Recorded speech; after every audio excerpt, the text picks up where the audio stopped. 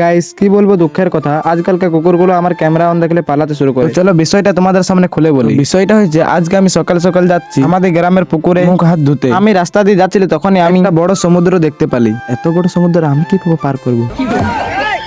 তো যাই হোক গাইস, অনেক কষ্ট করার পর সমুদ্র পার করে নিলি, আর আমাদের গ্রামের পুকুরে পৌঁছে গেলি। আর এই দেখো আমাদের গ্রামের পুকুরটা অনেকই সুন্দর। তারপর আমি পুকুরে মুখ হাত ধুয়ে বাড়ি যাচ্ছি। বাড়ি পৌঁছে আমি হালকা করে চা টা খাওয়া দাওয়া করার পর আমি আমাদের গ্রামের মাঠে যাচ্ছি। আমি মাঠে যাচ্ছিলাম, তখনই আমার একটা এমন মানুষের সঙ্গে দেখা। সে আমার ক্যামেরা অন দেখে পালাতে শুরু করে। তারপর বুঝতে পারলি ওটা মানুষ ছিল না কুকুর। তাই ওখান থেকে আমি মাঠে চলে এলি আর সবার সঙ্গে বসে গেলি। আর এই দেখো আমার একটা বন্ধু এডিটিং করতে ব্যস্ত। আমাদের একটা ফানি লং ভিডিও আপলোড হয়ে গেছে, যেটা এই চ্যানেলে। তোমরা তাড়াতাড়ি যাও আর এই চ্যানেলটাকে সাপোর্ট করে এসো আর ভিডিওটা দেখে এসো। তারপর আমি আমার বন্ধুর সঙ্গে সাইকেল করে বাড়ি চলে এলি। আর বাড়িতে এসে আমি তেল সাবান আর আমাদের নিনজা স্টুয়ারটা নিয়ে গোসল করতে যাচ্ছি। আজকে আমিও গোসল করব, তার সঙ্গে আমাদের নিনজা স্টুয়ারটাকে গোসল করাবো। তারপর আমি পুকুরে চলে এলি। আর এই দেখো আমার বন্ধুরা আগে থেকে ওদের বাইক গুলো গোসল করাচ্ছে, তাই আমিও বালতিতে করে জল নিয়ে আমাদের নিনজা স্টুয়ারটাকে গোসল করাচ্ছি।